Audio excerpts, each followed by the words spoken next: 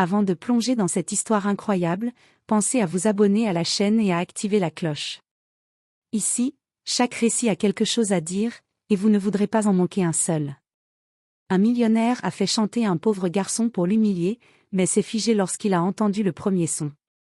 Dans la ville tentaculaire de Chicago, rythmée par le grondement des métros et les sirènes lointaines, nichée au cœur d'un quartier populaire aux immeubles fatigués, vivait Elia Carter, un garçon de 16 ans à la maturité précoce, sculpté par la rudesse de la vie.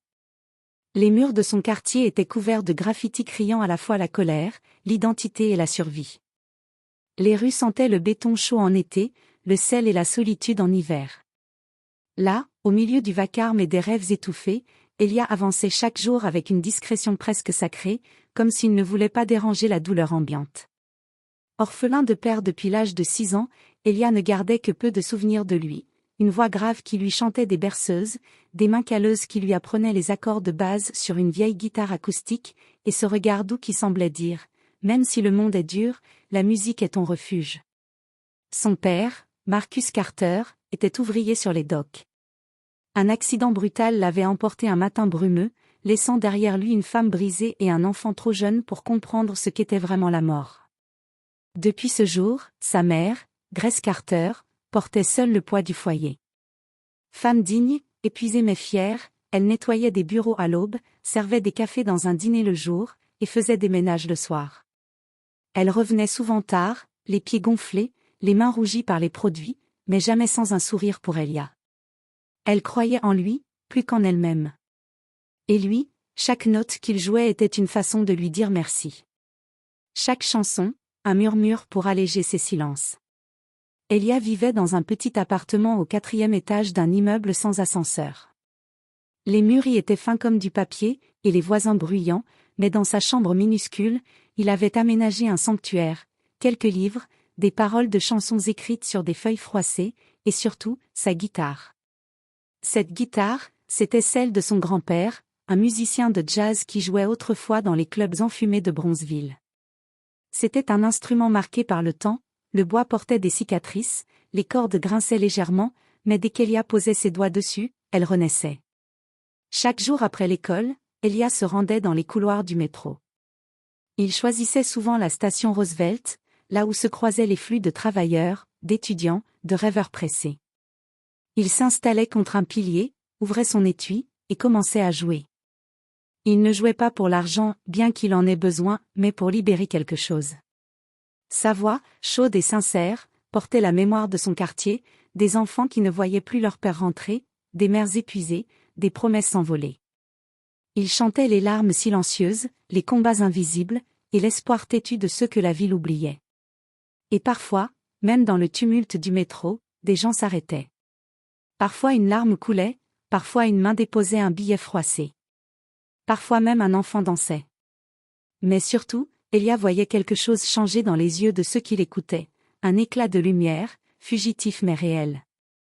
Il n'était qu'un garçon avec une guitare usée, mais dans ces moments-là, il avait l'impression d'exister pleinement. D'être vu. D'être entendu. Et surtout, de faire entendre ceux qu'on n'écoutait jamais. Un soir, alors que les ombres s'allongeaient sur les trottoirs gelés de Chicago, un vent coupant de novembre balayait la ville, s'engouffrant entre les gratte-ciel comme un rappel mordant de l'hiver qui approchait. Les lampadaires, fatigués, diffusaient une lumière blafarde sur les trottoirs gris. Dans ce froid presque hostile, Elia Carter s'était installé à sa place habituelle, juste à la sortie de la station Jackson, non loin du quartier des affaires. Autour de lui, tout brillait. Les tours de verre reflétaient les enseignes luxueuses, les voitures noires aux vitres teintées défilaient, et les hommes en costume 3 pièces sortaient des bureaux, l'oreille collée à leur téléphone, parlant chiffres et contrats. Dans cet univers de luxe et de béton, Elia détonnait. Ses doigts rougis par le froid s'agrippaient à sa guitare comme à une bouée. Il s'assit sur un vieux tabouret pliant, posa sa caisse de guitare ouverte devant lui, et accorda rapidement son instrument malgré les cordes fatiguées. Il avait choisi cet endroit non pour les pièces généreuses, mais parce que les contrastes y étaient les plus violents. Il voulait que les puissants entendent la voix des invisibles, même s'ils l'ignoraient. Ce soir-là, parmi les silhouettes pressées, un homme ralentit le pas. Robert Sinclair, 54 ans, portait un long manteau en cachemire noir, une montre suisse au poignet, et des chaussures aussi brillantes que ses immeubles. PDG d'un empire financier, Robert incarnait tout ce que l'élite admirait et ce que les quartiers pauvres redoutaient: puissance froide, ambition vorace, mépris affiché. Il venait de sortir d'un cocktail d'affaires où il avait signé un contrat de plusieurs millions de dollars pour une opération immobilière qui, ironiquement, allait raser un ancien quartier populaire pour construire un nouveau complexe luxueux. Le genre de décision qui ne lui coûtait ni sommeil, ni conscience. Quand ses yeux croisèrent la silhouette d'Elia, frêle, concentrée sur sa guitare, une pensée cynique lui traversa l'esprit. Ce gamin représente tout ce que je déteste chez les faibles, l'illusion que l'art ou la passion peuvent rivaliser avec l'argent. Il s'arrêta devant lui, les mains dans les poches, un sourire narquois aux lèvres. Il observa le garçon quelques secondes en silence, puis s'approcha lentement. « Tu crois vraiment que ta petite chanson vaut quelque chose dans ce monde ?» lança-t-il, sa voix tranchante comme une lame. Elia leva la tête, surpris par l'interruption. Devant lui se tenait un homme richement vêtu, le regard perçant et vide de toute chaleur. « Je peux acheter ta guitare pour $50. C'est plus que ce qu'elle vaut, non ?» continua Robert, son sourire figé, presque cruel. « Ou mieux encore. Si tu refuses, je peux te filmer en train de jouer, et montrer ça à mes associés comme un exemple de rêveur perdu. Tu sais, un petit divertissement grotesque entre deux coupes de champagne. » Un silence tendu s'installa. Autour d'eux, quelques passants s'arrêtèrent, intrigués. Elia, d'abord pris de court, sentit une bouffée de colère lui monter à la gorge. Mais il inspira profondément, et la repoussa. Il savait que répondre avec haine ne ferait qu'alimenter l'humiliation que cet homme voulait provoquer. Il reposa doucement sa main sur sa guitare, releva les yeux vers Robert, et répondit d'une voix calme mais rassurée. « Ma guitare n'est pas à vendre. Elle n'est pas faite de bois et de cordes seulement. Elle contient la voix de mon père, les larmes de ma mère, et tous les matins où j'ai dû choisir la musique plutôt que la peur. C'est mon histoire. Mon seul espoir. Et ce n'est pas quelque chose que vous pouvez acheter, monsieur. » Son regard ne tremblait pas. Il ne suppliait pas. Il affirmait. Robert, toujours amusé par la réponse d'Elia, haussa les épaules d'un air théâtral, comme s'il se trouvait devant un numéro de cirque. « Eh bien, voilà qui devient divertissant. » murmura-t-il tout haut pour lui-même, en activant l'appareil photo de son téléphone dernier cri. Il leva l'écran bien en évidence, encadrant le visage d'Elia derrière l'objectif. « Chante pour moi, gamin. Montre-leur ce que tu sais faire. Ou préfères-tu que je dise que tu m'en dis ?»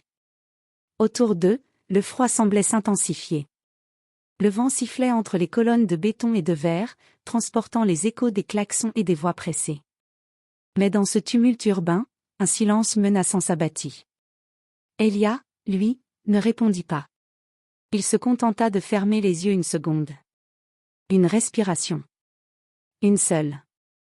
Puis, il posa lentement ses doigts sur les cordes râpées de sa guitare, caressant le bois usé avec le respect d'un croyant touchant un autel sacré. Il grattait les cordes non pas pour impressionner, mais pour survivre, pour se rappeler à lui-même qu'il existait. La toute première note s'échappa comme un murmure venu du cœur, profonde, suspendue dans l'air glacial, et à cet instant précis. Tout s'arrêta. Le brouhaha de la ville se fit plus lointain. Les conversations devinrent des échos sourds.